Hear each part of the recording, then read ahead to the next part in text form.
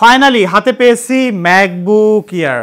আপনাদের অনেকেরই রিকোয়েস্ট ছিল যে ভাই পুরাতন ম্যাকবুক এয়ারের রিভিউ করেন, সো ওয়ানটেক আমার কাছে পাঠিয়েছে। এটা হলো ম্যাকবুক এয়ার 2018 সালের মডেল। তবে একটা জিনিস খেয়াল করেন, 2018 সালের একটা laptop, just look at it. হাতে ধরে আমি যে জিনিসটা খুব ইজিলি আইডেন্টিফাই করলাম এবং যে জিনিসটা আমি সবসময় বলি যে এই মুহূর্তে যদি কোনো একটা লেটেস্ট কোনো উইন্ডোজের ল্যাপটপের কথা আপনি চিন্তা করেন এবং সেটার সাথে এটা কম্পেয়ার করেন, তাহলে ডেফিনেটলি এই 2018 সালের ম্যাকবুক এয়ারটা আপনার কাছে বেশি ভালো লাগবে। এটা আপনি হাতে ধরলেই বুঝতে পারবেন। তবে তারপরেও শুধু ডিজাইন বিল্ড কোয়ালিটি দিয়ে তো আসলে কাজ হবে না। সেই ল্যাপটপটার ব্যাটারি ব্যাকআপ কেমন হয়, অ্যাকচুয়াল কাজের জন্য কেমন হবে, আরো কতদিন ইউজ করা যাবে, এই সব জিনিসগুলো কিন্তু ম্যাটার করে। সো সেই পার্সপেক্টিভ থেকে এই যে ম্যাকবুক এয়ার 2018 সালের মডেলটা আমার কাছে আছে, এইটার রিয়েল ইউজার এক্সপিরিয়েন্স আপনাদের সাথে শেয়ার করব এবং টোটাল একটা বিস্তারিত আপনারা গাইড পেয়ে যাবেন যে এই মুহূর্তে এটা কেনা উচিত হবে নাকি অন্য কোনো উইন্ডোজের ল্যাপটপ বেটার হবে বা এইটা স্পেসিফিক্যালি কাদের জন্য বেটার হবে। সো প্রথমত যেটা বলছিলাম যে এই ম্যাকবুক এয়ারটি ফ্রেশ কন্ডিশনেই আপনারা কিনতে পারবেন ওয়ানটেক থেকে 45,000 টাকা বা সামান্য এদিক সেদিক হইতে পারে। তাদের কাছে এই ল্যাপটপ সহ যে কোনো ব্র্যান্ড নিউ ল্যাপটপ অথবা পুরাতন laptop, MacBook air, MacBook pro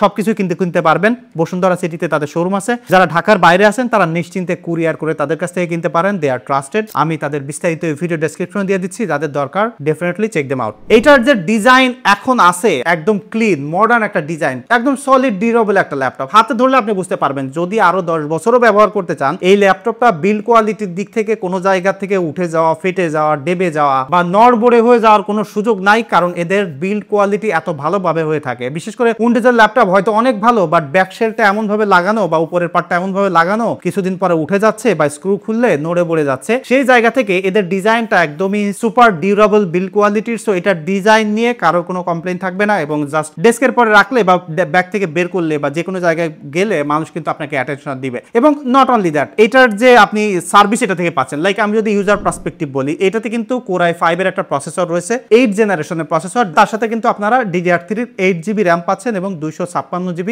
NVMe SSD পাচ্ছেন। আর এটাতে macOS Sonoma চলতেছে। তো আপনি যদি এই মুহূর্তে অফিসিয়াল কাজকর্ম করার কথা চিন্তা করেন, ডকুমেন্ট রিডিং করেন বা আপনি যদি হালকা পাতলা লাইক ডিজিটাল মার্কেটিং করেন, তাহলে এইটা দিয়ে আপনি খুব ভালোভাবে কাজ করতে পারবেন। হালকা পাতলা যদি গ্রাফিক্সের কাজ করেন সেটাও করতে পারবেন। এবং একটা জিনিস সবাই ভুল বুঝে যে ভাবে যে অ্যাপেলের যে ল্যাপটপ আছে সেখানে হয়তো বা সব অ্যাপস ক্র্যাক করা যায় না, ভালোভাবে ব্যবহার করা যায় না, টাকা দিয়ে কিনতে হয়। ব্যাপারটা তা নয়। এখানে আপনি সব ধরনের অ্যাপস ব্যবহার করতে পারবেন। ইভেন আপনি যদি মনে করেন যে macOS চালাবেন না, ডিরেক্ট উইন্ডোজ ব্যবহার করেন একদম নেটিভলি, সেটাও কিন্তু এখানে আপনি করতে পারবেন। এটা নিয়ে আমার একটা ডেডিকেটেড ভিডিও আছে, সেটা ভেরি সুন আসবে। সো ডেফিনেটলি সেটা আপনারা দেখে নিতে পারেন। সো অপারেটিং সিস্টেম ইউজ করার ব্যাপারে একদম ফুল পোটেনশিয়ালিটি এখানে পাচ্ছেন। এবং মোস্টলি এই ম্যাকবুক ল্যাপটপগুলো যে কারণে বেস্ট হয়ে থাকে সেটা হলো এটার হিঞ্জটা। আমি আপনাদেরকে একটু দেখাই। এখানে জাস্ট দেখেন অন হ্যান্ডে উঠে যাচ্ছে। এটা কিন্তু 2018 সালের একটা ল্যাপটপ। ওই সময়ে আপনি অন্য ল্যাপটপে এরকম পাবেন না। বিশেষ করে এখনকার নিউয়ার জেনারেশনের উইন্ডোজ ল্যাপটপগুলোও কিন্তু এই হিঞ্জের জায়গায় পিছিয়ে আছে, বাট অ্যাপেল কিন্তু ভেরি লং টাইম ধরে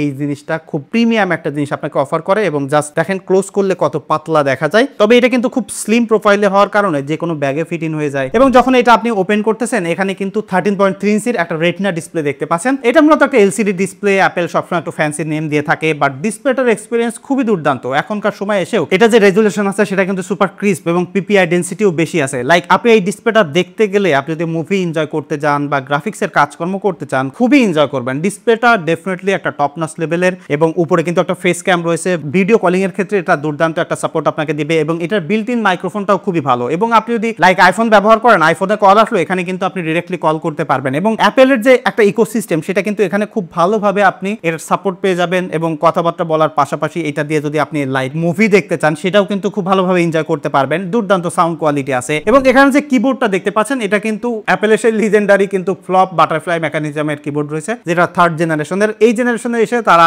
এটাকে ডাস্ট প্রুফ করতে পারছিল, বাট স্টিল এটা কিন্তু কি ট্রাভেল ডিস্টেন্সটা নাই। লাইক প্রচুর পরিমাণে টাইপিং করেন তাহলে কিবোর্ডটা ইউজ করে আসলে মজা পাবেন না। তবে কিবোর্ডটা যে খারাপ তা নয়, বাট একটা নর্মালি কিবোর্ড থেকে আসার পরে ক্লিক করে যে স্যাটিসফাইং যে ব্যাপারটা সেটা এখানে নাই। এই যে পাওয়ার বাটন রয়েছে, পাওয়ার বাটনের সাথে এখানে ফিঙ্গারপ্রিন্ট রয়েছে। ফিঙ্গারপ্রিন্টটাও খুব সিমলেসলি কাজ করে। লাইক ওপেন করে এখানে টাচ করলে আনলক হয়ে যায়। সিকিউরিটির দিক থেকে রিলায়েবল আছে। এবং যে বিগার টাচপ্যাডটা রয়েছে, অ্যাপেলের ল্যাপটপে সবসময় টাচপ্যাডে আপনি মজা পাবেন। লাইক যারা ব্যবহার করছেন তারা জানেন, যারা ব্যবহার করেননি তাদেরকে একটু বলি, উইন্ডোজের ল্যাপটপে যেমন প্রিসিশন ড্রাইভার, এই জিনিসটা খুব নতুন একটা জিনিস, বাট অ্যাপেল কিন্তু সেই একদম প্রথম সময় থেকে জেস্টার সাপোর্ট করে, মাল্টি জেস্টার। এটা ব্যবহার করতে গেলে না আপনার লিটারেলি কোনো প্রকার মাউস কিবোর্ডের প্রয়োজন হবে না। সব ধরনের কাজকর্ম সিমলেসলি করতে পারবেন। এই ল্যাপটপটা ব্যবহার করতে গেলে একটা কম্প্রোমাইজ আপনাকে করতে হবে। ইভেন এখনকার নতুন জেনারেশনের সব ল্যাপটপে এটা করতে হয়, সেটা হচ্ছে যে পোর্টস এন্ড বাটনের দিক থেকে। বাম পাশে এখানে দেখেন জাস্ট দুইটা থান্ডারবোল্ট পোর্ট দেখতে পাচ্ছেন। সো এটা দিয়ে আপনি চার্জ করতে পারবেন যে কোনো পিডি সাপোর্টেড চার্জার দিয়ে, এবং আপনি চাইলে এখান থেকে কিন্তু এক্সটার্নাল জিপিইউ ডিসপ্লে আউটপুট করতে পারবেন, বাট তার জন্য কিন্তু আপনার ডেডিকেটেড ডঙ্গল দরকার। আর ডান পাশে এখানে আপনি জাস্ট একটা 3.5 এর হেডফোন জ্যাক দেখতে পাচ্ছেন। তো এখানে কোনো প্রকার ইউএসবি পোর্ট পাচ্ছেন না, এইচডিএমআই পোর্ট পাচ্ছেন না। সো এই ল্যাপটপ ব্যবহার করলে যদি এক্সটার্নাল আপনার অ্যাক্সেসরিজ ব্যবহার করার প্রয়োজন হয়, সেটা কিন্তু এখান থেকে আপনি ভালোভাবে করতে পারবেন না,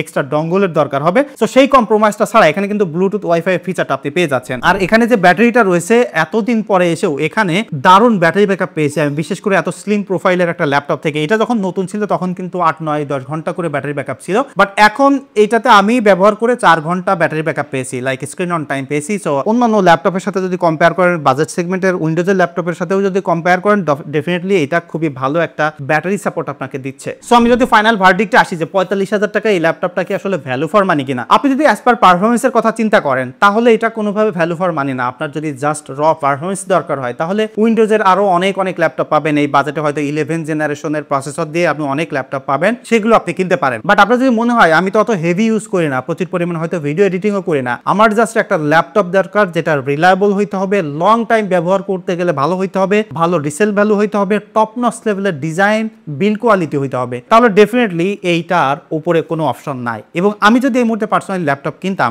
এক্সেপ্ট ভিডিও এডিটিং গ্রাফিক্সের কাজকর্ম বাদে, আমার যদি ওই ধরনের কাজকর্ম দরকার না হইতো, তাহলে আমিও পার্সোনালি এরকম একটা ম্যাকবুক কিনতাম, যেটা আমি ব্যবহার করে আসলে 6 মাস পরে যদি বেচতেও চাই, খুব বেশি আমার কিছু আসলে লস হবে না ইন টার্মস অফ, আমি যদি কম্পেয়ার করি উইন্ডোজের ল্যাপটপের সাথে। তবে এই ম্যাকবুকের ল্যাপটপ এবং সারফেস ল্যাপটপের ক্ষেত্রে একটা কনসার্ন সবসময় রাখতে হয়, সেটা হচ্ছে যে এইগুলো কিন্তু রিপেয়ারের ক্যাপাবিলিটি অনেক কম থাকে। লাইক এইটা যদি আপনি কেনেন 5-6 বছর আপনি স্মুথলি চালাচ্ছেন, কোনো প্রবলেম হচ্ছে না, বাট যদি সামহাও কোনো প্রবলেম হয়ে যায়, সেক্ষেত্রে ঠিক করতে গেলে যে টাকা লাগবে তাতে হয়তোবা একটা ল্যাপটপ নতুন হয়ে যাবে, আবার হয়তোবা অনেক সময় ঠিকঠাক নাও হইতে পারে, সেটা একটা কনসার্নের ব্যাপার। বাট আমার মনে হয় যে এই ব্যাপারটা সবাই জানেন, এবং এখনকার সব যত SOC system on chip laptop আছে, সব ল্যাপটপেই একই প্রবলেম। সো এটাকে আর প্রবলেম হিসেবে বলতেছি না, এখনকার ট্রেন্ড এরকম হয়ে গেছে। সো এতটুকু কম্প্রোমাইজ ডেফিনেটলি করা যায়। সো চোখ বন্ধ করে কিনতে পারেন। তবে যদি বাজেট বেশি থাকে, তাহলে এই মনটাও আপনারা দেখতে পারেন। আদার দ্যান দ্যাট, যেটা বললাম যে আপনি যদি এই টাইপের ইউজারের প্যাটার্নের মধ্যে পড়েন, তাহলে ডেফিনেটলি এটা কিনতে পারেন। আর এই মুহূর্তে কিনতে চাইলে ওয়ানটেকে কন্ট্যাক্ট করতে পারেন। এটাই ছিল মূলত আমার এক্সপিরিয়েন্স। আমার মনে হয় অনেকেই ম্যাকবুক এয়ার ব্যবহার করেন। সো আপনাদের এক্সপিরিয়েন্স কেমন সেটা কমেন্ট করে জানাতে পারেন। দেখা হচ্ছে পরবর্তী ভিডিওতে। ধন্যবাদ সবাইকে।